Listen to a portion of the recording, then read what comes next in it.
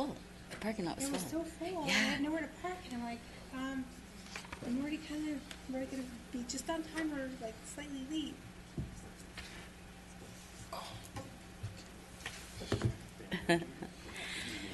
Good morning. Thank you all for joining us. I'd like to call the meeting to order for our Lancaster Homeless Impact Commission. City Clerk, will you please call the roll? Commission members Acosta, Present. Hawley, Present. Mohammed, absent. Sarah Saras, Vice Chair Dawson, Present. Chair Tremere. Present. We have a quorum. Thank you. At this time, I would like to turn it over to Hector Acosta to give us our opening prayer this morning. Father, thank you so much for the opportunity to serve in this capacity, for the ability to have a voice,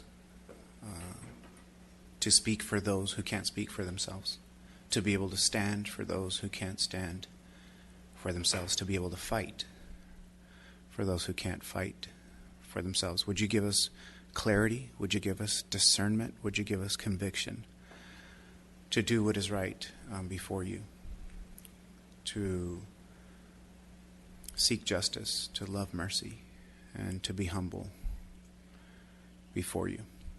We ask this, Father, in Jesus' name. Amen. Amen.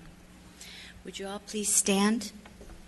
And before you join me in the pledge, can you please just take a moment of silence at this time to remember those that have lost their lives this week in our tragic shootings, in our fires, in their homes. Please join me for just a moment.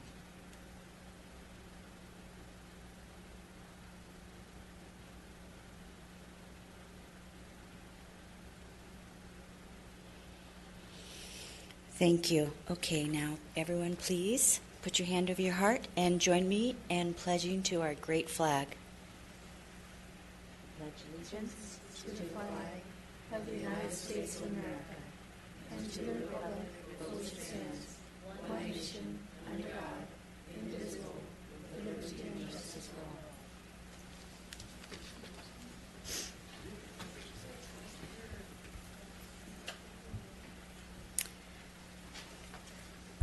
all. Okay, we have consent calendar items. Are there any items on the calendar anyone would like to pull for discussion? If not, do we have a motion and a second for approval of the minutes of September and October's meetings?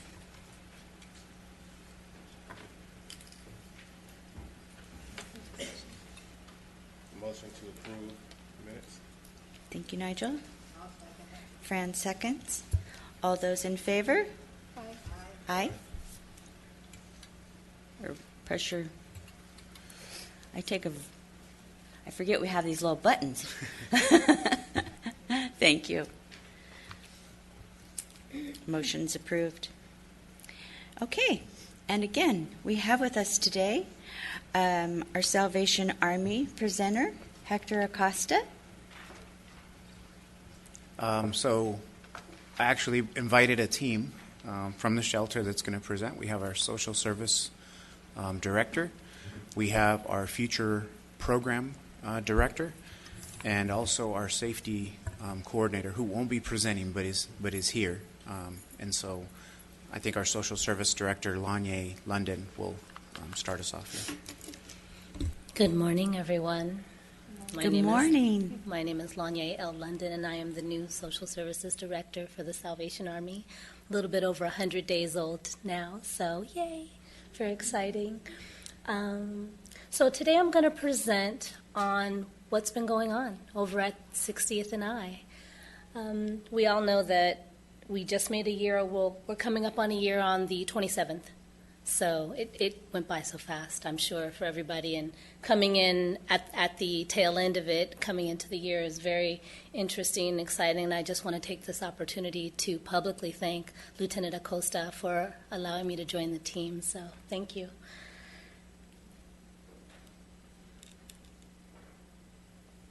This way. This way. Which way? We'll go this way.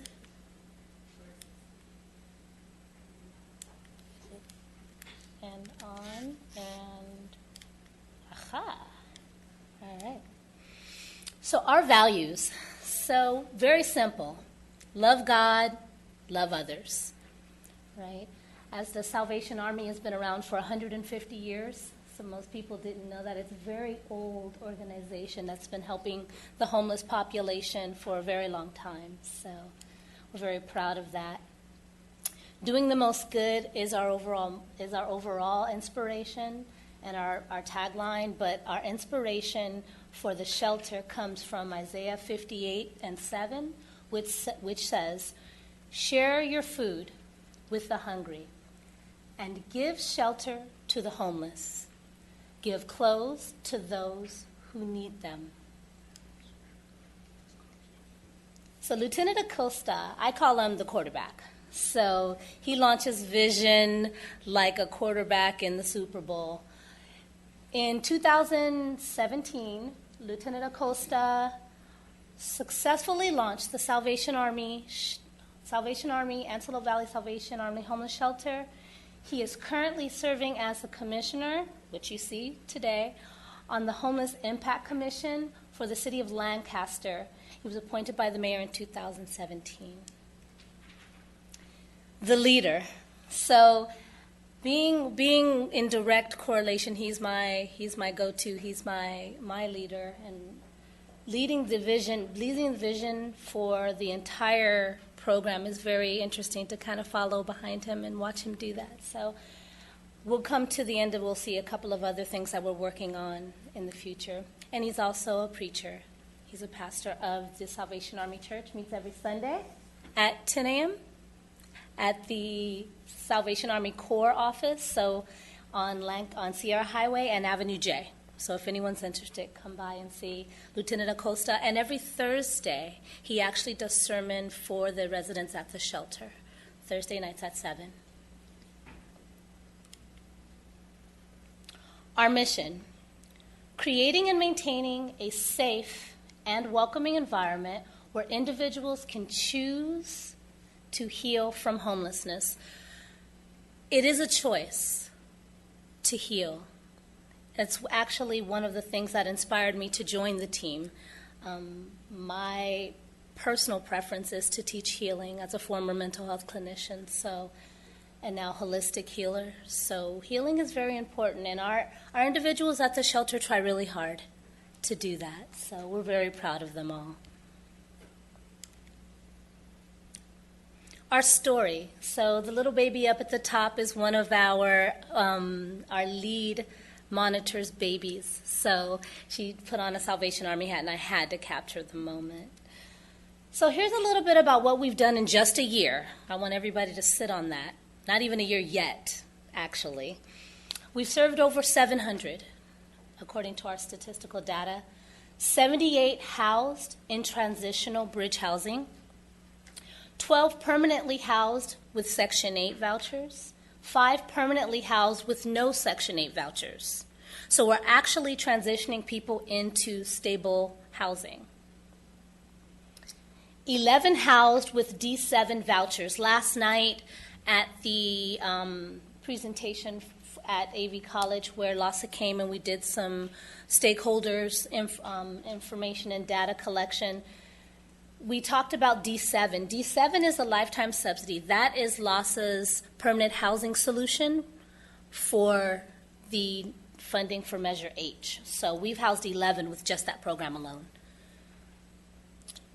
12 active residents working with temp agencies weekly. So we actually function as a coordination between the shelter and other public services like employment. 3 full-time employed, 1 with Tarzana Treatment Center, 1 truck driver, and 1 with AFLAC. So if anybody needs AFLAC, we'll be able to get you connected. We'll get the little duck on. So 2 former residents hired at the Salvation Army. One of the things that I didn't realize about the Salvation Army as a whole is we build people from the ground up. So it doesn't matter where you are, we're here to help. So we even have, out of the 20 employees that we have working for the Salvation Army, we have people that have come from the Gain and Grow TSE programs right into work.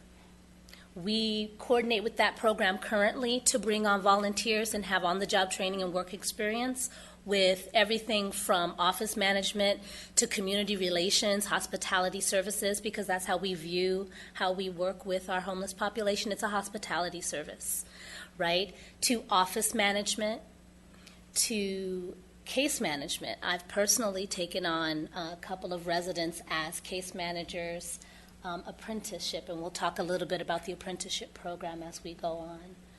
It's a very inspiring place to work, like daily, right? So you come in, you have new residents, and you hear their stories.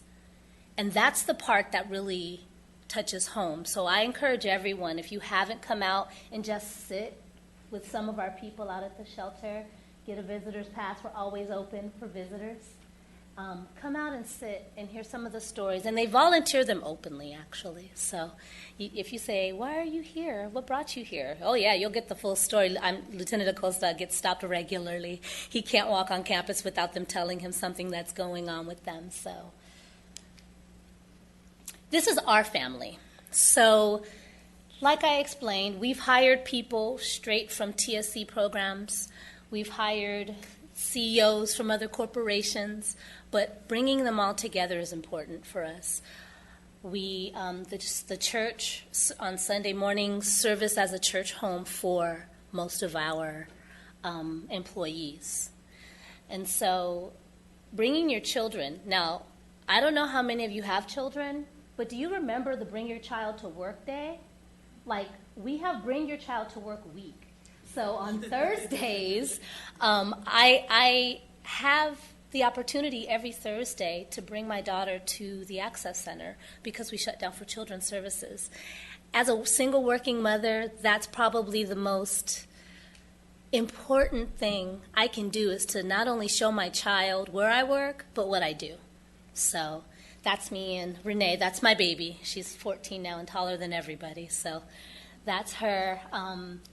Our program manager for the Access Center, the picture far right, that's her daughter. And our new case manager for the Access Center, that's her and her daughter in the middle.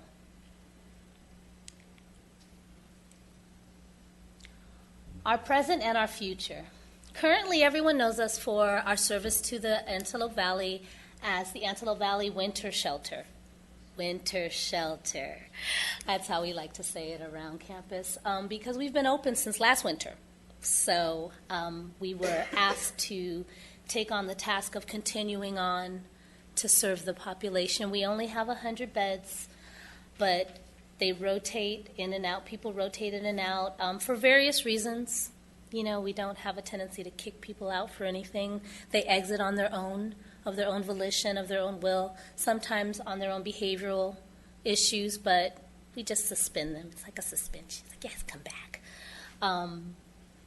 We are also the operators of the Access Center Drop-In Center at our core, the Sierra Highway location. And the best way to describe that program, it's like a day shelter. So some individuals don't really feel comfortable making it all the way over to the enclosed space of the shelter on 60th and I. So what we do is we have pop-ups, canopies.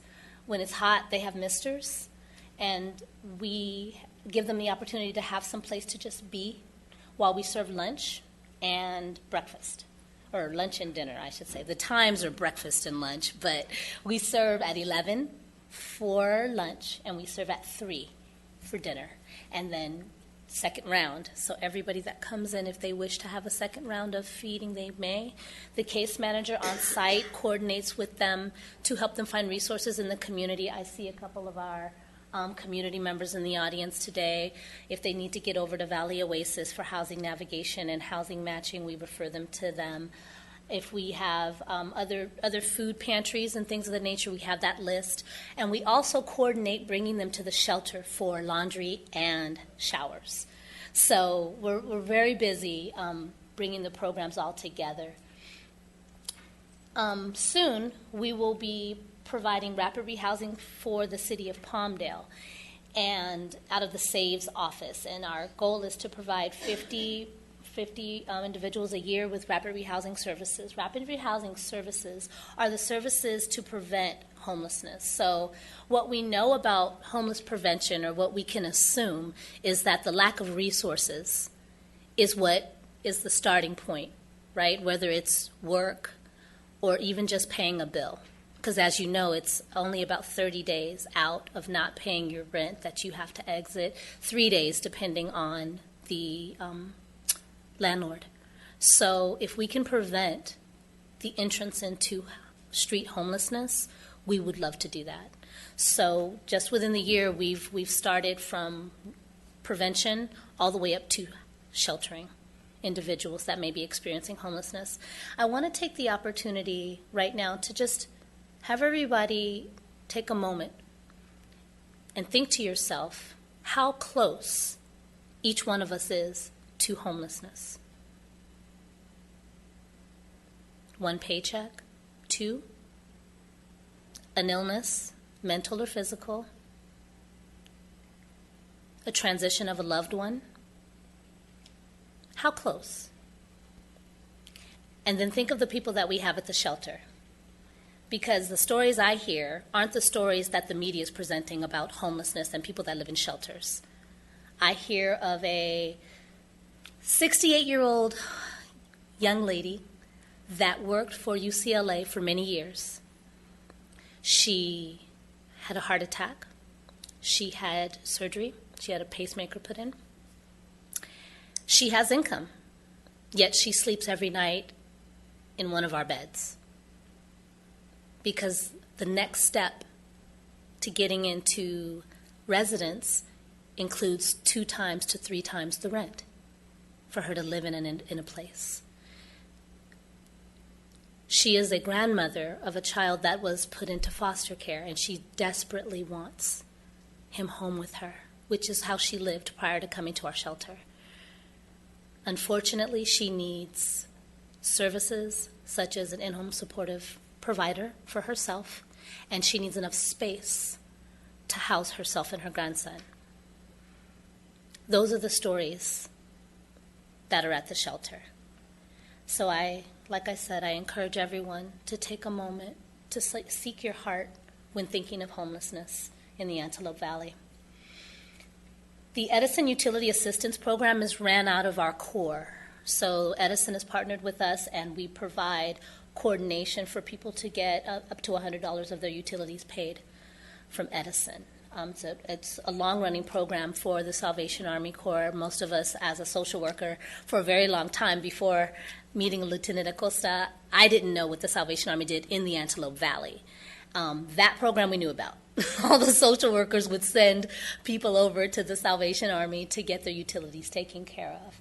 And you see where we are now. So we have 4 currently functioning programs. Interim Housing Project, we are looking into partnering with organizations in the community and LASA as well to provide interim housing, because once again, the shelter is not the end-all be-all. There has to be another step.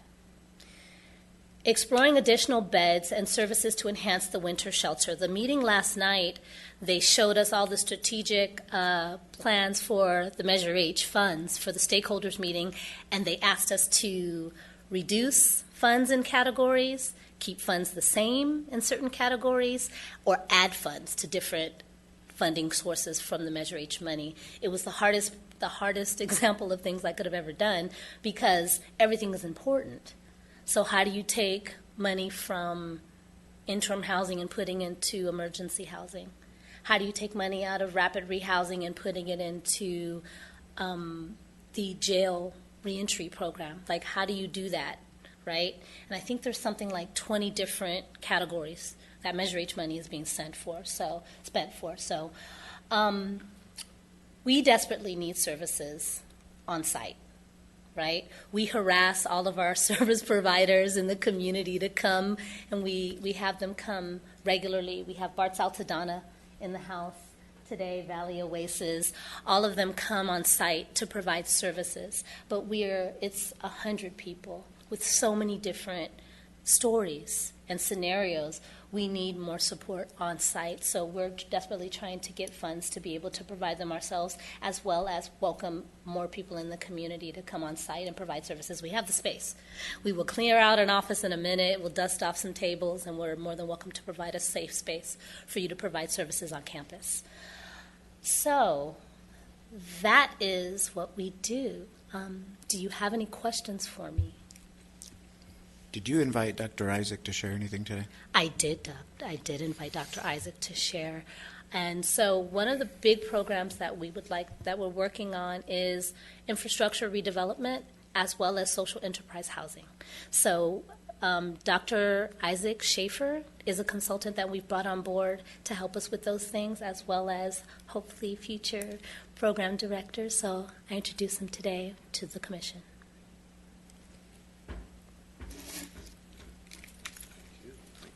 Good morning.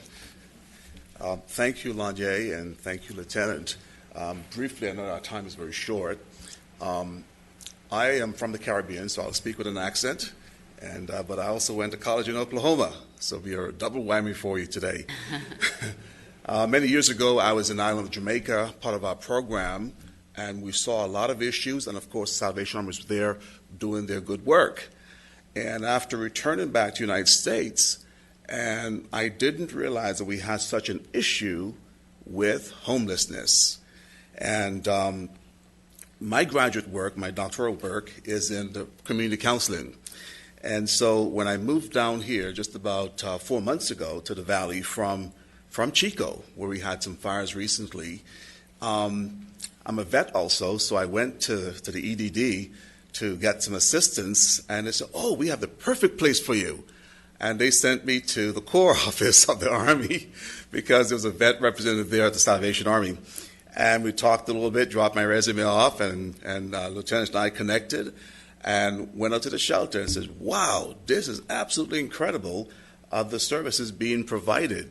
And fell in love with it and decided to help out as best I can. And just want to talk briefly about some great things, piggybacking on what Lanye said. Taking the program for where it has been for the last year has done a wonderful job, lots of storming issues, lots of really trying to make do and have done a great job. But one person who really impressed me, she served in the Australian Navy and also in the U.S. military and had training in the legal services. Next thing you know, she's at the shelter because of physical and other types of issues. So at the shelter, we'd like to see, as we go further in the next, over the next year or so, is to really take the vision to incorporate a modality of training that what we call I-Care. I-Care is taking our values and our vision of the Army and incorporating that with the high standards of the social services of the Salvation Army, along with LASA and other agencies. And so that modality that we've developed of each person to demonstrate I care. We do that now, but actually take it up another notch in which we can communicate care. Otherwise, we run the risk of warehousing people. They come in, you get a bed, place to take a shower, food to eat, and there you go. And so you end up with folks who've been in homeless condition for many years. One person I've met, 20 years. And this is the first time that he's encountered real love or unconditional positive regard. And so I care modality, and hopefully bridge housing is another one that we really need to work on. And so your support, your endorsement to get to this next level of bridge housing would be really good. And the big one is what the lieutenant and I have talked about, his vision to have social enterprises in which we take people who were once needing the system and now have been trained. My background is also in Job Corps. I spent many years in the Job Corps system looking at young adults, young men and women, no skills, no education. 6 months, 9 months, 2 years later, they have a GED or high school diploma, even a college associate degree, and lots of skills, and we partner with other agencies and other companies to make sure that they're fully and gainfully employed. So I just want to thank you, Lieutenant, and thank you, the commission for its great service and support, because it tells a lot about our city and how we handle, how we take care of those who are less fortunate, those who have hit hard times. In fact, with a PhD, I was on the edge of being homeless because I moved to this valley to take care of some family, and the cost of rent was so high. It was incredible, but thank God. But that's how close we are. And just one last point. I was in Africa also, and I see people on the streets, and here in the United States, in Los Angeles, we have such great need. And so it's a good work that we're doing, a really good work. So thank you for everything that you do, and look forward to working with you in the near future. Thank you for joining us. Thank you. Thank you for sharing.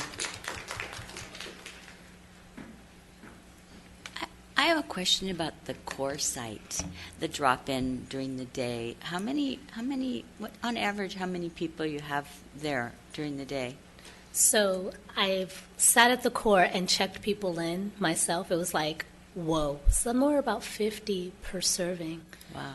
And you're serving 2 meals there every day? Yes, ma'am, Every and day. seconds. On the weekends as well, or just No, weekdays? just during the week. Okay. Mhm. Okay. Thank you. Mhm. Yeah. Can I add to that? So there's this ebb and flow to the services, because a number of the population do receive some sort of income, GR, benefits, that sort of thing. So the ebb and flow is that towards the beginning of the month, it'll kind of dip down because people will go splurge on McDonald's or Carl's Jr. or whatever, and maybe catch a hotel room or something along those lines. At the end of the month, it really kind of peaks out. Yeah. So beginning of the month, you'll find 50. End of the month, it's not weird to get 200. And then your meals and your services are based on what the current calendar is of people providing meals in the area. So we have Grace Resources, we have St. Vincent's, we have the Methodist Church on J and 10th. So we kind of plugged in the meals based on where people were not serving, so we can kind of fill the gaps. I didn't realize you were serving that many meals there on a regular basis for that many. Yes. Thank you. Mhm. Yeah. So we got a question from Toy. Where's the camera? Hi, Toy. So she would like to know more about the Rapid Rehousing Program with the City of Palmdale. So the Rapid Rehousing Program with the City of Palmdale is in coordination with their Housing Authority component, and we will be on site as a consultant to help fund people in the City of Palmdale that are experiencing either ebbs and flow in their income that reduces their ability to pay rent, pay utilities, move-in costs before the first and lasts. Everybody knows about the first and lasts. That can be hard to come up with when you're on a restricted income. So the Salvation Army will serve as the providers for that program to help them with those income restrictions. So I hope that's what she wanted to know. Awesome. Thank you. Yes, ma'am.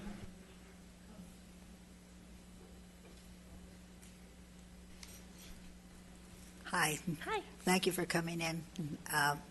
My question is, you said, how are you trying, first of all, how are you trying to get the funds to do what you do? That's my first question. My second question is, what did you call it, rapidly housing with Palmdale? Mm-hmm. And you're offering to help with the rents and the utilities and so forth. You're also doing that here in Lancaster, Mm-hmm. right? Okay. So, yeah, how are you getting the funds to do what you do? Begging and prayer. Yeah. Literally. So our original introduction to homeless services came to us from LASA. The county actually asked us to provide the services and support us with providing the services. So we took on the lead, and we've been doing it for a year. As a Salvation Army as a whole, we actually coordinate, of course, with our core office or our DHQ down in Long Beach. So it's not just a silo, which is something I didn't know about the Salvation Army. We are literally an army with arms and branches across the world. So we do have support from the core office of Salvation Army to provide the services. LASA has come in, and we partner with them, and we contract with them. Like Edison, they asked us to provide utility assistance, gave us the resources, and so we spend a lot of time providing the services, and we get all these other entities coming to us to say, hey, you guys do that? Can you do this? Can you do that? Lieutenant Hector takes the call, launches a vision, and then the rest of us make it happen. So the City of Palmdale also came to us and asked us to provide the service, and we're providing a case manager to execute the rapid rehousing program. So Thank you very much. you're welcome. Any other questions? Comments? Thank you. It's been an incredible year, great accomplishments. It's been a pleasure having you today and hearing what wonderful things you've done this year, and very pleased with the housing numbers of people that have been housed. Thank you so Someone much. was for having asking me that this week, and I didn't know the exact figures, so it's really good information to have. Thank you for sharing Okay, well, that. thank you so much for having Yeah. us. Oh, I had the opportunity to go to your location on Sierra Highway with Pastor Johnson and his church. And if other people wanted to go and also volunteer either their time, money, or resources, how or this is your plug-in where you get your donations, or where would they send them, or how would they get in touch with you to do well, that? absolutely. So you would go to the Sierra Highway location. For all donations, they come through our core. Time, talent, and treasures is what we say. So whether you're donating clothes, whether you're donating funds, you'll soon see all the little bells, the bell ringers, the little kettles. It's so funny. We don't associate it with the Salvation Army, even though it says Salvation Army on the kettles. We call it our kettle campaign. And so we'll run the kettle campaign from Thanksgiving to Christmas. And so when you see a kettle, when you're at Walmart, when you're at Dunkin' Donuts, right?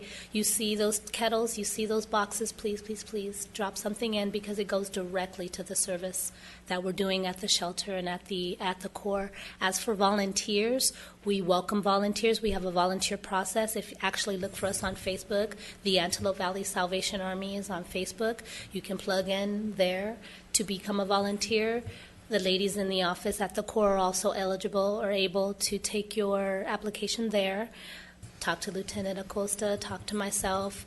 You'll see Pastor Brian in the community. He's more than understanding of the process to be able to bring them on. And if you just drop by the shelter, we also have one-day volunteer opportunities as well. So, Might I add your plug your kickoff tomorrow? At the shelter of distributing coats and gloves tomorrow, correct? Tomorrow, one of the agencies, the Lions Club of the Antelope Valley Executive Lions Club, is going to kick off our holiday, festivities. So there's several agencies that come and say, hey, we want to serve for Thanksgiving, or we want to do a Christmas meal or a Christmas party. And so this will be the first of the season. It'll be Friday at the shelter at 5 p.m. They're going to have dinner catered. They're going to give out coats. They're going to give out 100 JanSport backpacks to the residents with supplies there. And we'll have some music, and typically we end up dancing at this thing. So it's just kind of a cool opportunity to have community with people who are experiencing homelessness. And so we invite you to come and participate in the festivities. You don't have to bring anything. Just come and enjoy the festivities. Come and have community with us. And that'll be the first of many. If you or an agency of yours, a church, a service group, wants to come and be involved in one of the holiday meals, just reach out to Lanye, and she can help coordinate that. So, thanks. Hector, I was talking about it with staff yesterday, and I have a staff member that has a whole collection of coats that they were getting ready to decide what to do with. I We'll said, take 'em. we'll take them today, Absolutely. probably, rather than tomorrow. We'll take 'em, So yes. we're going to bring them over today. Yeah. Okay. Coats, beanies, gloves, new or lightly used, we can use it. We can use Absolutely. it. So bring them by. I actually want to take this opportunity to talk about for clothing donation. You'd be surprised how many people are plus size because of different reasons. It's not just because of their eating habits. So we desperately are in need of plus size clothing. If anybody has just recently lost a bunch of weight. Congratulations. We need your clothes. So thank you. Thank you very much. Okay, we need to determine our December meeting, members. Our December meeting for the Homeless Impact Commission falls on December 20th, which is the day that the Sanitation District is going to meet again. So we either need to, because the council chambers won't be available to us, we need to go to the Heroes Park Community Room, or because it's just a few days before Christmas, do we want to postpone the December meeting and reconvene in January? Thoughts? Yeah, postpone it. I'm in for postponing. I'm sure, because you have so many activities going on. I know that. I agree. You also. agree with that? Yes. Yeah, I agree. We should go dark for December. Okay. Do we need to take a vote on that? We do. We do. Okay. So all those in favor of going dark in December, please vote. Yes. Oh, We had to switch over. So okay, just got give it. Give it a minute to boot. Don't be impatient, Donna.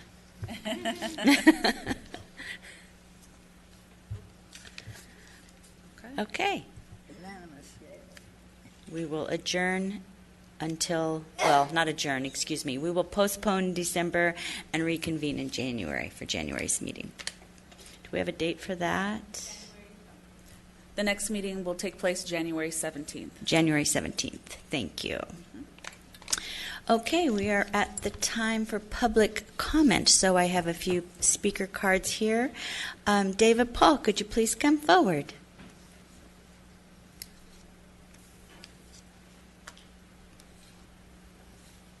Madam Chair, Vice Chair, and Commissioners, good morning. I came here today, I feel a little bad because I didn't know about that scoping meeting last night at the college. I have to talk to my social affairs secretary. That's my wife. Who's very pleasant. Yeah, oh, she's wonderful. But I was going to, talk about how fun it's been for me this week. I've had something to do Monday, Tuesday, Wednesday, Thursday, Friday. And Hector, are you going to go to the Mental Health America meeting tomorrow at 3 o'clock for the coalition? Because that butts up against, I'll have to drive, I do that a lot, drive crazy over there to get there by 5. So I'm the vice chair of the Yes, AV sir. coalition, so yes, it'd be a really great idea for me to be there. I'll follow you then. Okay. Okay. So 3 p.m., I believe, at the AVPH. AVPH. Right, right. Okay, good. No, since the start, we had conversations way back and how somebody needs to be in charge, and I really admire how you stepped up and what you do, and you're getting it done, and it's incredible. And your opening prayer, the need for compassion, we need that desperately, and it's just heartening to see and hear about what you're doing. It's great stuff. I learned a lot last week about how Valley Oasis provides services, and it was eye-opening. And there's just an abundance of great work that goes on. And it seems like it's never enough, but it is important to hear the stories of the success. That makes me feel good. And it makes me feel good to know that we have all these great creative people working on a problem that deserves our attention. So, my eyes are opening, and my mind is changing. I've always been for helping people, but how that happens is the big mystery. And this helps me understand much better, and it gives me hope that we're helping people. So thank you, and I will see you tomorrow at 5 o'clock and at the meeting. David, in the spirit of Thanksgiving, I am thankful for you, for your support and your advocacy. You're always here for the community in so many ways, and appreciate your input and support. Yes, I agree. Yes. Our next speaker, Sarah Odom.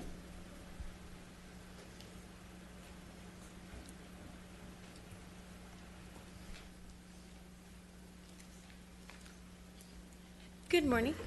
Sorry, I'm a little sick this morning. Okay, so hello, I'm glad to be back. My name is Sarah.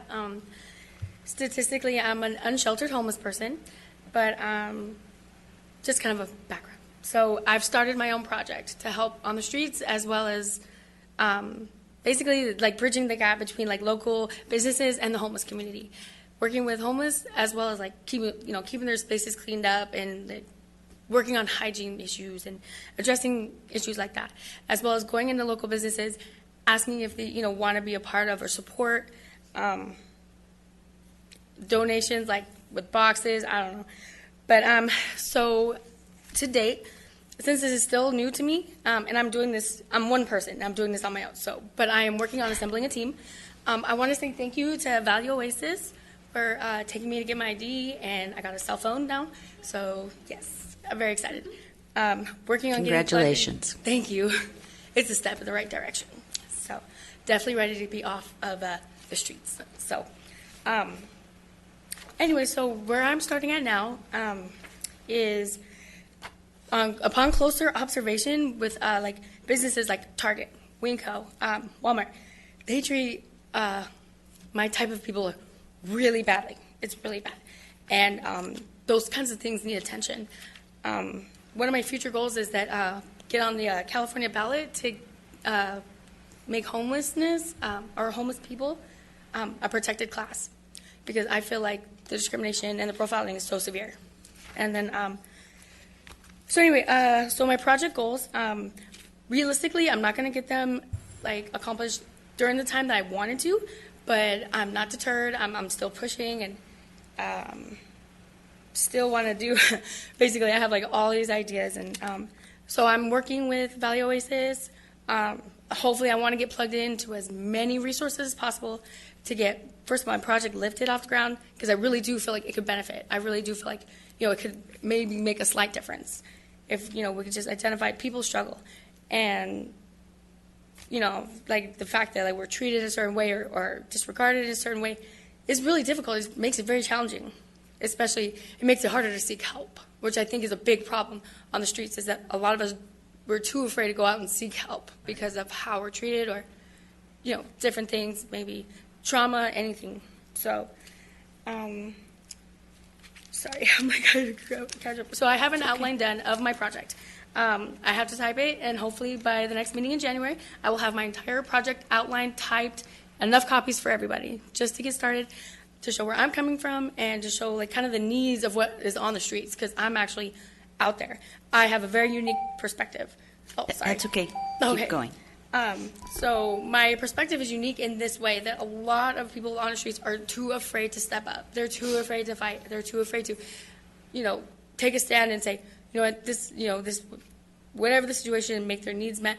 So if I can gather up what the needs are of the community, of the homeless community, and address them in a way, a lot of people, they just don't know. They don't know what we experience out there. So I feel like this is a unique perspective, and I'm ready for this. Good. Thank you. Good job. Everybody. Good job. One more time, your full name, please. What's that? Your name? Oh, Sarah Elizabeth Odom. Sarah Elizabeth Odom. And is there a Odom? name for your project? Project Black Hat. Project Black Hat. Yes. Black Hat. Thank you, Valley Oasis, for your support of Sarah. And I know the city was coordinating with you on. Do we have anything updated on that, or We're going to touch base with Sarah Okay. after. One of our staff, Christina, has touched base with her already. So once we get past the preliminary stages and she gets everything typed out, we can Good. move forward. All right, thank you. Just wanted to Thank you very much. thank you for sharing Thank and what you. you're doing. Thank you. Thank you, Sarah. And congratulations again. Happy Thanksgiving. Okay, we have another speaker, Shannon McDonald.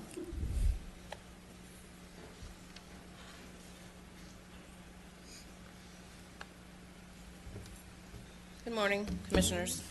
Good morning. Vice Chair. This is a very, I've gotten like such a lack of sleep just thinking about the different things. I'm just get to the point, so I only have a couple minutes. My part in the coalition is diversion and prevention. And I'm finding myself having a very difficult time focusing only on that.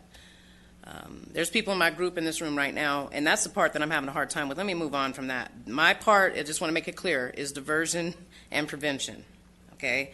The things that I'm understanding is there's 4 seasons, supposedly 4 seasons on the planet, and I'm noticing that there's different needs for every season. In the wintertime, we're going to have more people. In the wintertime, we're going to feed more people. In the summertime, we're going to feed more people. We're going to have more people because house more people because of the heat. Number 3, different needs for everyone. There's single mothers, just single people, single fathers, medical, domestic violence, sexual violence, transitional youth, transgender youth, people, senior citizens, veterans. I mean, there's just so many different things. The solutions are going to be the IHSS to help with the medical issues with people. Rent control, of course, that's a given. We have to do something about the rent because there can be all the help we can have all the help that we just can have an abundance of help, but if we don't have some kind of control or cap or something on the rent, then no one's going to be able to afford a place to live, regardless of what they're doing. Senior citizens are extremely vulnerable, just like the veterans. Bridge housing is a good idea. I think the greatest good for the greatest number is a great statement. It was coined first by, since I'm a sociologist, so Jimmy Bentham is the one that coined the term, the greatest good for the greatest number. And I agree with it. In this case, that it applies, but it applies to some degree. I appreciate everything that Salvation Army is doing. I plan on being there tomorrow after our meeting because I'm going to be dashing out to 60th as well after our meeting. So I just wanted to say that I appreciate everybody on the commission, and I'm glad that I could be here today. There's a lot of great people working on these issues, but I want to make it clear these are not easy solutions to these issues. I mean, this is going to take like so much time. Our deadline is not, I don't even know if that's even fair. That's the word I can use. But thank you very much, and I'll see you guys soon. Rest of you. Thank you. Thank you, Shannon, for your involvement as well. Appreciate it. Thank you very much. No more speaker cards? Oh, if I may just update. If there's Yes, no more yes, speak- please. Just wanted to give you a few updates. The City of Lancaster, has officially submitted to the RFP process through the county for the 2018 homelessness plan implementation. We will hear back in mid-December from the county to see if we were successful in that process. Second, in January, we are looking to have Kensington campus update for you as well, presented to the commission, and this will be everything as far as update, as far as having our developer present, having the people concerned present. We'll have more information by January, so I think it was fitting to cancel December and move it to January. Good. That's good. And Very good, one thank you. final thing, at our October 15th council meeting, our Mayor Paris has, Fran, I don't know if you want to talk about it, if you recall the National Homeless Day. Oh, She was present and on behalf of our Homeless Impact Commission accepted the award. If you want to maybe just briefly touch on that. oh, gee, caught me by surprise. Oh, I'm sorry. It caught me I thought by- you were looking at me. Yeah, it caught me by surprise. I should have brought it with me. Yep. Yeah, we were very honored as commissioners of the Homeless Impact Commission to be granted this award for what we're trying to do and we're trying to accomplish.